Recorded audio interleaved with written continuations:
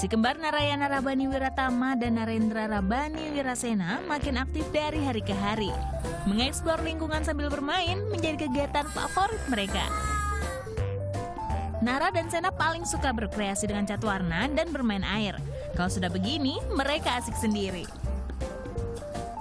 Meski demikian, interaksi Nara dan Sena minim komunikasi. Di usia mereka yang telah melewati 2 tahun, si kembar harusnya telah fasih mengucapkan lebih dari 50 kata. Dokter mendiagnosa si kembar bingung bahasa secara verbal. Karena sejak Nara dan Sena berusia 3 bulan, kedua orang tuanya terbiasa mengenalkan bahasa Indonesia dan bahasa Inggris. Jadi waktu itu memang kami sebagai orang tua tadinya ingin memberikan tayangan yang terbaik buat mereka, tapi ternyata justru itu salah menurut pihak dokter. Kemudian yang kedua, kita juga sudah menyekolahkan mereka mulai usia 1,5 tahun itu ke sekolah yang berbasis bahasa Inggris. Nah, itu juga menyebabkan mereka bingung bahasa karena bahasa ibunya bahasa Indonesia, di sekolah mereka bahasa Inggris dan juga tayangan di televisi bahasa Inggris.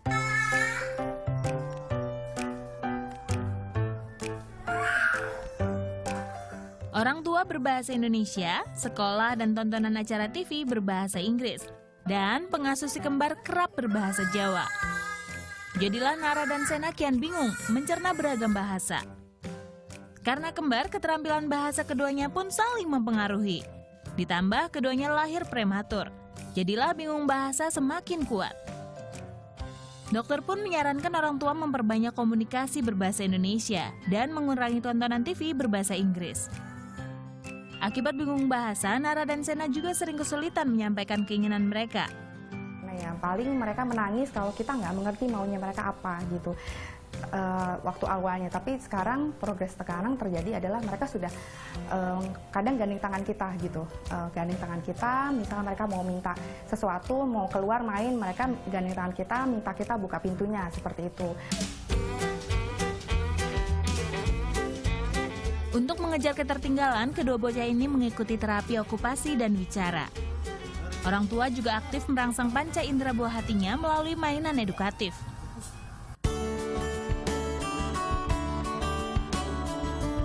4 bulan belakangan, Nara dan Sena juga berkegiatan di sekolah Montessori. Berkomunikasi 2 arah dengan guru pembimbing, perkembangan bahasa keduanya pun meningkat signifikan.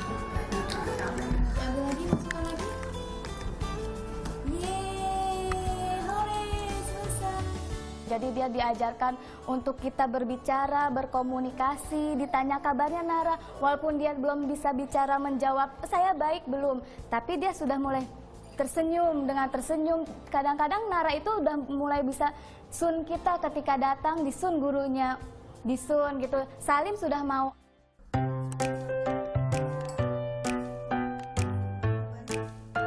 Bingung bahasa juga sempat dirasakan Farzana Bintang.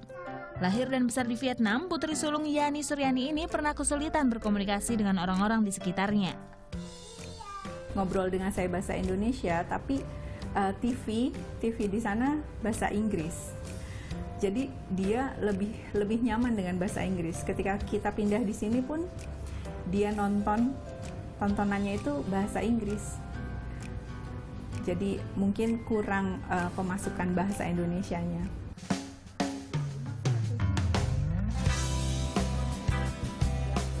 3 tahun kembali ke tanah air, Bintang butuh waktu hampir setahun untuk mengerti bahasa sang bunda.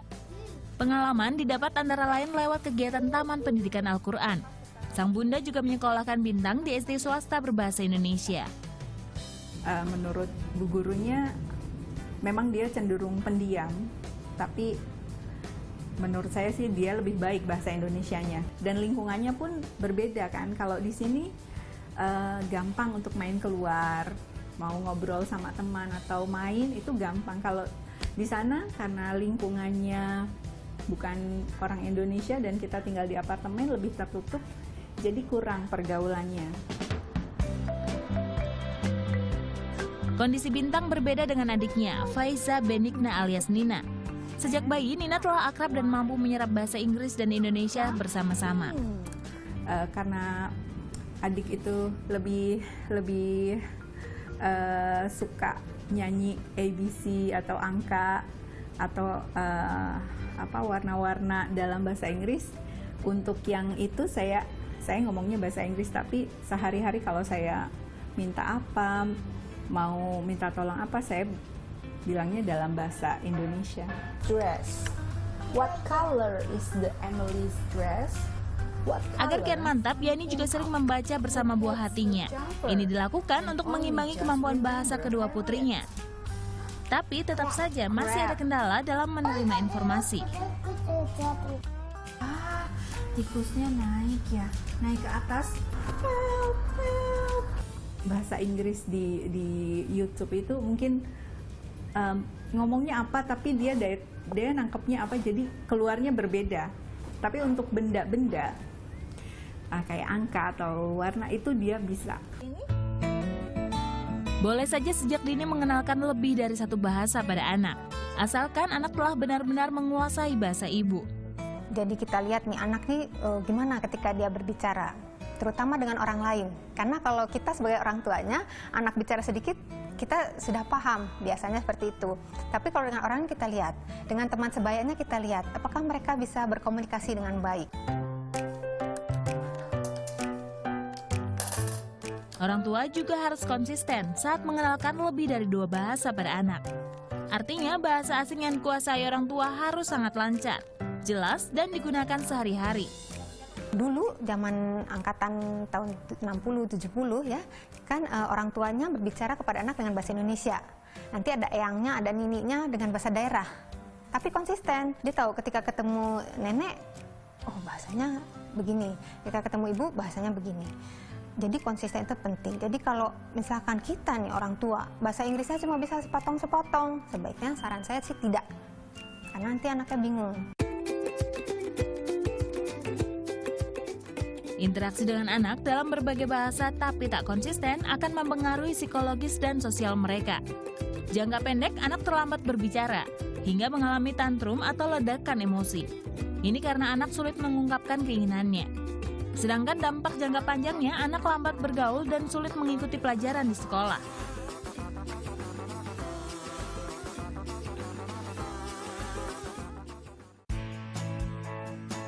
Terapi bicara diperlukan bagi anak yang terlambat bicara. Terapis akan mengenalkan kata-kata benda dengan mengeja. Dengan cara ini, anak mampu melafalkan kata serta maknanya. Metode ini juga dapat diajarkan langsung oleh orang tua. Perlahan tapi pasti, asalkan konsisten, terlambat bicara karena bingung bahasa akan dapat diatasi. Febi Purnamasari, Mustafa Atrebi melaporkan untuk NET.